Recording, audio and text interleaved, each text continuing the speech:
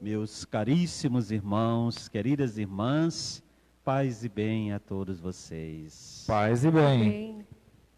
Hoje a igreja celebra a festa de Santa Rita de Cássia.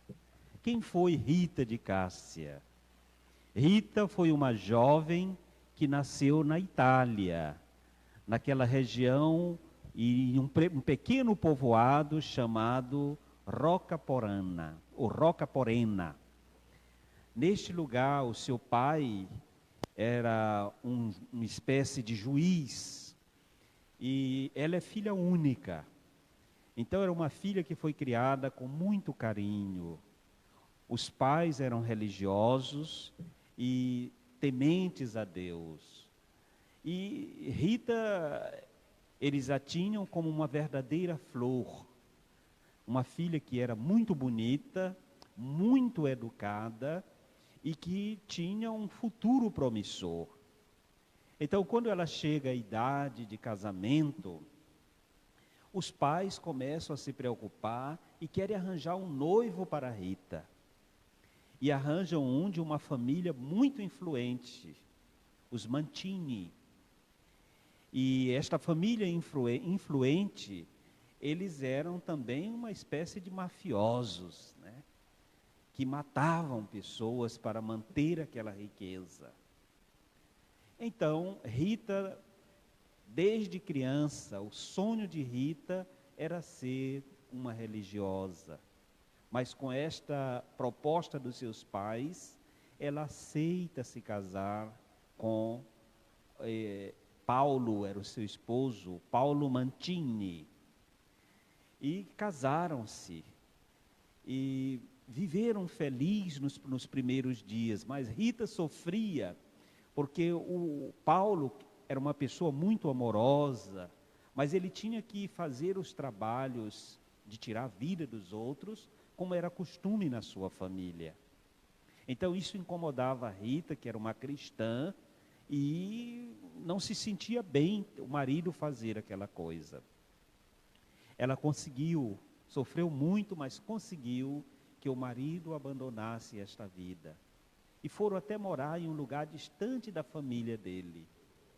Só que a histórico da família do Paulo Mantini era um histórico de muitos assassinatos. Então tinha muita gente que não gostava deles. E ele acabou sendo assassinado, o marido de Rita. E ela fica viúva. E como viúva, ela teve com Paulo Mantini um casal, aliás, 2 filhos gêmeos. E esses meninos eram o carinho e o amor das 2 famílias, tanto da família paterna de Rita, como da família do Paulo Mantini. E após a morte de Paulo, que foi um assassinato, uma morte muito dura, Rita conseguiu com que Paulo, antes de morrer, fosse batizado, professasse a fé. Então ela conseguiu converter o marido. Inclusive no leito de morte, ele pede perdão a ela e se reconcilia com Deus. E a família do Paulo agora queria os netos, os filhos de Rita, para continuar a missão, porque essas coisas passam de geração em geração. Mas Rita sofria com aquela situação, os meninos já estavam grandinhos, e certo dia Rita fala ao Senhor num diálogo, porque ela escutou de um dos filhos dizendo que queria vingar a morte do pai. Naquele mundo daquele período, quando alguém assassinava alguém, então a família, os parentes mais próximos, tinham a obrigação de tirar a vida daquele que tirou. Né? Então Rita sofria muito com isso, e não queria ver o filho dela, nenhum dos filhos dela, como assassinos. Então certa noite ela pediu a Deus que, se era dela ver os filhos assassinos, ela preferia que Deus os tirasse deste mundo, para que eles fossem ainda de coração puro para com ela, para o encontro com Deus. E palavra de mãe tem muita força. Ela fez essa oração numa noite, no outro dia os meninos morreram. Os dois morreram. E Rita, diante disso, foi tida como a culpada pela família dos Mantines, a culpada pela morte dos próprios filhos. E ela sofreu muito, mas começou a fazer penitência, rezava muito a Deus. Tinha um lugar lá na terra dela, que é tipo um obelisco, um lugar alto. Ela subia para lá para fazer jejuns e oração. E naquele período também tinha muitas pestes, algo de epidemia, assim como nós estamos vivendo agora. Um período de pandemia. Naquele tempo era uma epidemia, que morria muita gente. E Rita se empenhou seriamente em cuidar das pessoas. Esta mulher de oração, que na hora que as pessoas tinham dificuldade, queriam que Rita estivesse lá próximo. E ela ia, rezava, colocava a mão naqueles doentes e eles ficavam curados. E depois de viúva, o desejo dela era voltou novamente aquele de ser freira. E era possível isso naquele tempo. Então, mas a madre tinha receio por causa da família e porque muitos achavam que Rita não estava certa da cabeça. Mas certa noite, ela pediu profundamente a Deus que queria se consagrar totalmente ao Senhor. Agora que como viúva, queria ser uma religiosa. E naquela noite, ela era muito devota de São João Batista, do Arcanjo Miguel, e os santos que ela tinha muita devoção, por incrível que pareça, em um sonho, ela sentia que estava sendo levada para o convento das irmãs agostinianas. Eram irmãs que viviam só da oração e do trabalho. E quando ela chegou lá, ela pediu para a madre que gostaria de ser freira. A madre disse: Rita, isso é impossível para ti agora. Nesse período também de epidemia, não dá para nós te aceitarmos. Ela volta novamente triste e, como já falei, teve o sonho. E certa noite ela foi levada no convento por estes santos, na visão dela, por estes santos. E quando chega, ela entra no convento das irmãs, porque as portas se abriram. Isso era às tantas da noite, ela entrou e as portas se fecharam normalmente, sem nenhuma das irmãs ter feito nada. E no outro dia de manhã, quando eles acordam, Rita está lá dentro do convento. A madre, quando vê, fica muito preocupada e diz: Rita, mas o que foi que tu fizestes? Tu enganastes alguém aqui para poder chegar até aqui, se aproveitou da fraqueza de uma irmã que talvez esqueceu de fechar a porta. E chamou as irmãs que fechavam a porta e elas provaram que tinham fechado as portas. Então aqui está um dos primeiros casos impossíveis, porque ela é tida como a santa das causas impossíveis. Era esse que ela não poderia ter entrado naquele convento e, pela graça de Deus, as portas se abriram para ela sozinhas. E com esse sinal, as irmãs, vendo que não tinha ninguém aberto aquela porta das irmãs, então acolheram Rita como religiosa. Ela não sabia ler. Naquele tempo, poucas pessoas sabiam ler. Mas dizem que, como religiosa, ela acompanhava o breviário, decorou os salmos e acompanhava normalmente como os outros acompanhavam. E continuou a ser esta mulher de oração, de profunda oração. Mulher que acreditava em Deus, tinha visões místicas. E certa vez, numa Semana Santa, ela diante do crucifixo, fixou os olhos no crucifixo e pediu que gostaria de ter um pouco da dor que Jesus sentiu na hora que estava na cruz. E por incrível que pareça, se desprendeu um espinho da coroa de Jesus e caiu na testa dela. E se tornou um ferimento que dizem que fez ela sofrer muito.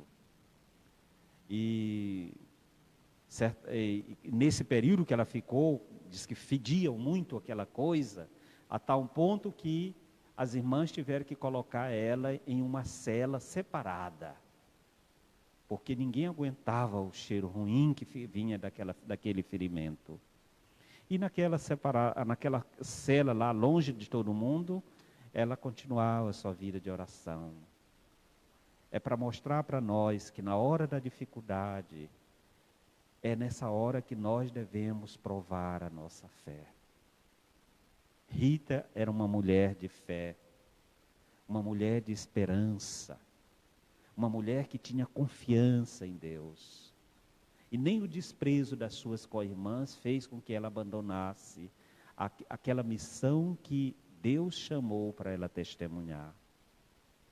Então, assim ela viveu esta maneira santa junto às irmãs. E dizem que, quando ela ainda estava nesta fase desta doença, tinha em Roma uma grande canonização de santo daquela região. E ela gostaria de ir. Então ela foi e pediu à Madre Superiora que queria participar daquela festa em Roma. E a Madre disse: mas Rita, tu está muito doente.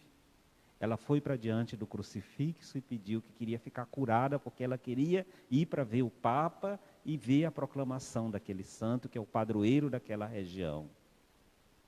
E, por incrível que pareça, no outro dia, amanheceu sarado. Não tinha mais nenhum ferimento, nenhum mau cheiro, e com isso Rita foi levando outras irmãs para Roma para participar daquela canonização.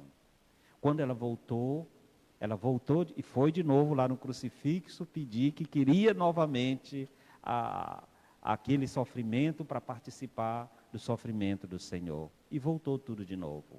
E assim ficou até a sua morte. E quando Rita morre, dizem que na hora que ela acabou de morrer, o sino tocou sem ninguém tá puxando a corda do sino. E quando as irmãs correram para lá, porque viram que era o toque de morte, correram, disse, deve ter sido a Rita. E chegaram lá e observaram, viram que ninguém tocou o sino, mas Rita estava morta. E naquela hora, diz que quem tinha qualquer... era aleijado ou tinha qualquer sofrimento, bastava tocar no corpo de Rita, ficava curada. Muitas irmãs, diz que tinha uma que tinha a mão seca, na hora que tocou no corpo de Rita, ficou curada. Santa Rita é uma santa milagrosa. Mas um fato que eu omiti, que dizem que aconteceu antes, é que um pouco na semana da morte de Rita, foi visitá-la em Cássia, que é o lugar onde ela viveu, porque ela nasceu em Roca Porana, que fica a uns 6 quilômetros de Cássia. Eu tive a graça de andar nesse lugar. Mas morreu em Cássia, viveu e morreu em Cássia como religiosa. Por isso ela é chamada Rita de Cássia, por causa do lugar onde ela viveu e morreu. E dizem que uma conterrânea dela foi visitá-la. E quando chegou, ela disse que ela estava com muita vontade de comer um figo lá do quintal da casa paterna. E a colega dela disse, mas Rita, nesse tempo não tem, é muito frio, não tem figo nenhum, nenhum figo bota nesse tempo. E ela disse, eu gostaria que você fosse lá, trouxesse para mim alguns figos e também uma rosa, aquela da minha roseira que eu tenho lá no quintal. E ela disse, é impossível, nesse período de frio cai todas as folhas, não tem rosa nenhuma, Rita. Mas tu está pedindo, eu vou. Aí voltou para casa e quando foi lá, qual não foi a surpresa? A rosa, realmente, ela trouxe logo um maço de rosa para a Rita e também os figos que Rita comeu antes de morrer.